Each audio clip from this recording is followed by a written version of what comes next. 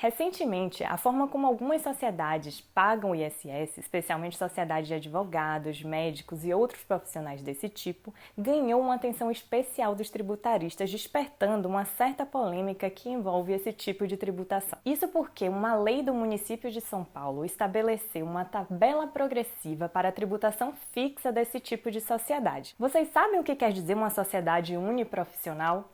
Sabem como funciona o ISS para esse tipo de sociedade? No vídeo de hoje vamos tratar sobre o ISS das sociedades uniprofissionais e vamos usar esse caso específico do município de São Paulo para entender melhor o assunto.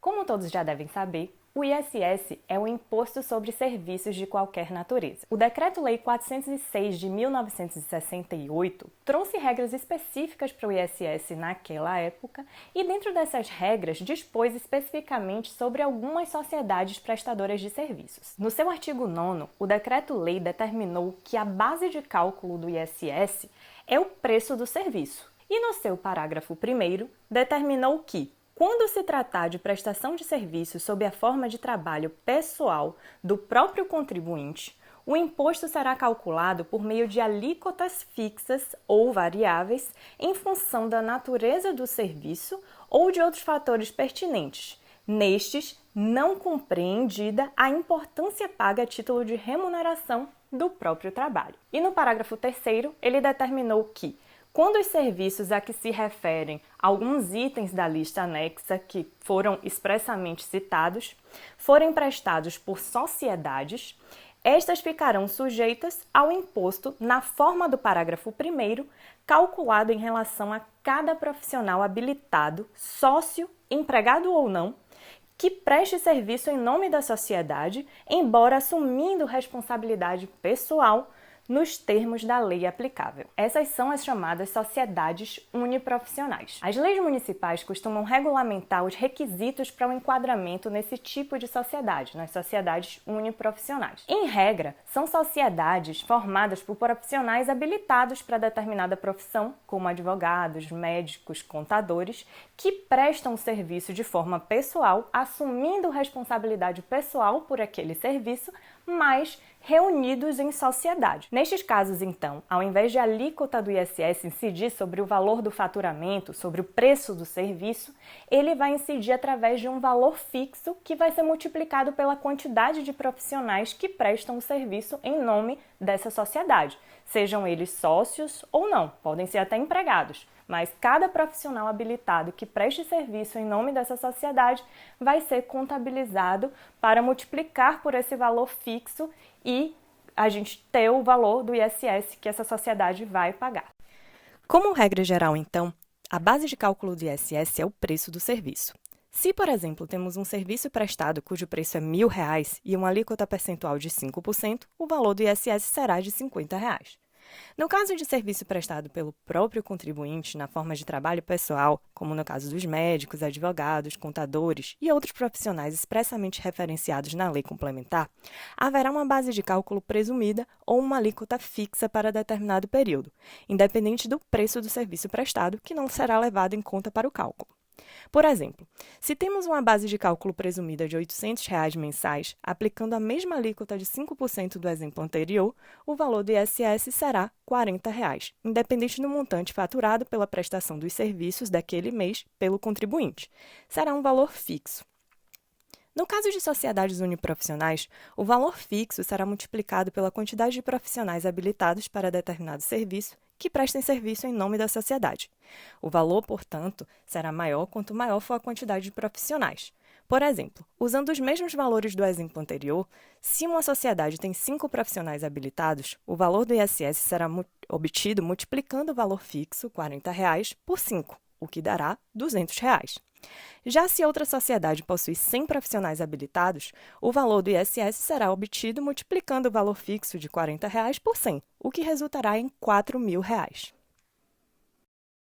É importante ressaltar que o Decreto-Lei 406 de 1968 foi recepcionado pela Constituição de 1988, naquilo que com ela é compatível, como lei complementar, conforme determina o artigo 34, parágrafo 4º do Ato das Disposições Constitucionais Transitórias, o ADCT. Ou seja, apesar de não existir mais decreto-lei, o Decreto-Lei 406 de 1968, ele tem status de lei complementar atualmente no nosso ordenamento jurídico. E a Lei Complementar número 116 de 2003, que é a que traz hoje as normas gerais do ISS, não revogou expressamente o artigo 9º, nem dispôs expressamente em sentido contrário, de forma que o artigo 9º continua vigente no nosso ordenamento jurídico e as regras específicas para as sociedades uniprofissionais continuam vigendo. Esse entendimento é inclusive consolidado pelo Supremo Tribunal Federal através da súmula 663. Como houve muitas divergências em torno disso, o STF em 2019 novamente enfrentou a questão e consolidou o tema 918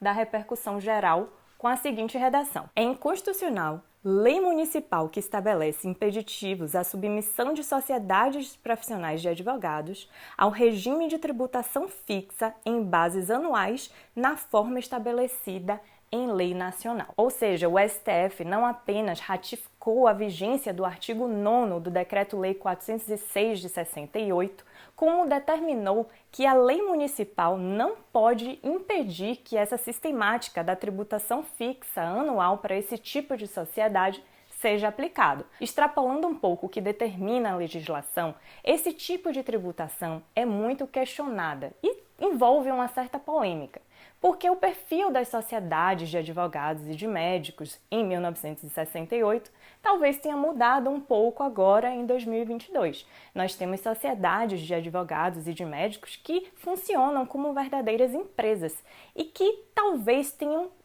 se afastado um pouco desse trabalho prestado, desse serviço prestado de forma muito pessoal. O cenário, portanto, de onde brotou essa regra da tributação fixa anual talvez não seja mais o mesmo para todas as sociedades. Algumas sociedades ainda preservam esse perfil, mas outras não.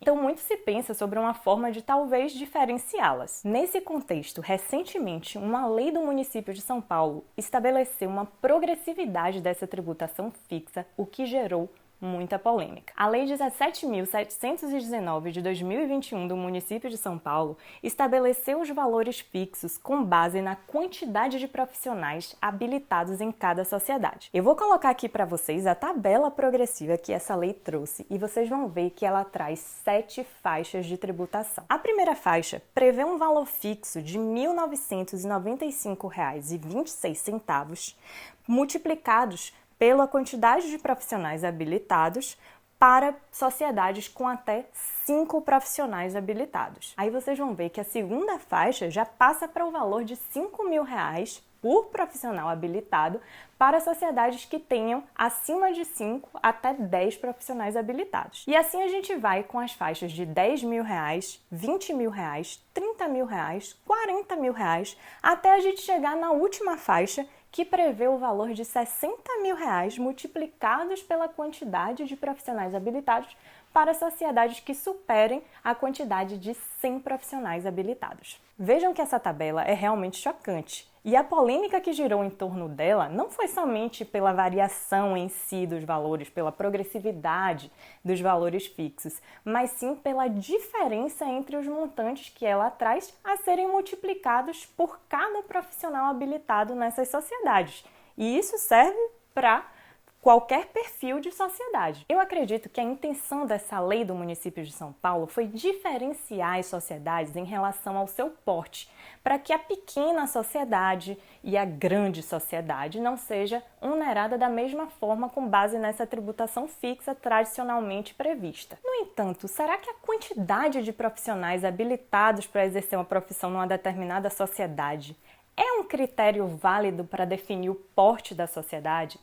Será que é um critério válido de progressividade? Será que as sociedades que têm mais profissionais têm realmente maior capacidade para gerar receita em relação a cada um profissional do que uma sociedade menor que trabalhe em uma outra área ou que tenha um outro perfil de advocacia, por exemplo, porque vejam, na regra da tributação fixa, a gente já multiplica o valor fixo pela quantidade de profissionais habilitados numa determinada sociedade. Então, uma sociedade que tem muitos profissionais, ela necessariamente vai pagar proporcionalmente mais do que uma sociedade pequena, porque o valor fixo vai ser multiplicado pela quantidade de profissionais. Só que é o mesmo valor fixo para todos os profissionais, independente da capacidade de gerar faturamento daquele profissional. Quando a lei estabelece uma progressividade em razão da quantidade de profissionais, ela presume que a sociedade que tem muitos profissionais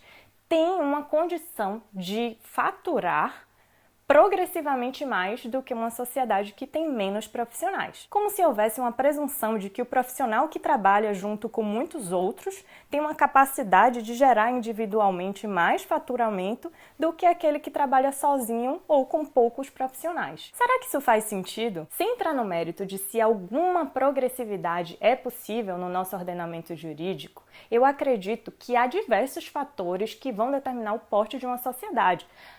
A quantidade de profissionais pode ser um deles, mas eu acredito que a gente teria que entrar de alguma forma no faturamento. E isso a gente tem um impeditivo conforme o próprio STF determinou. A gente não pode levar o faturamento em consideração. Mas talvez existam outros critérios, não sei. Mas a quantidade de profissionais, isoladamente falando, me parece que é uma presunção muito perigosa no que diz respeito à capacidade contributiva para aferir o ISS desses profissionais. Os efeitos dessa lei do município de São Paulo foram suspensos em razão de uma decisão liminar. E o que vocês acham? Deve haver alguma progressividade dessa tributação fixa ou a presunção em si do Decreto-Lei 406 impede a aplicação de algum critério de progressividade? Deixem aqui nos comentários a opinião de vocês para a gente continuar com essa discussão e não deixem de se inscrever no nosso canal para acompanhar nossos próximos vídeos. Um abraço a todos e até a próxima!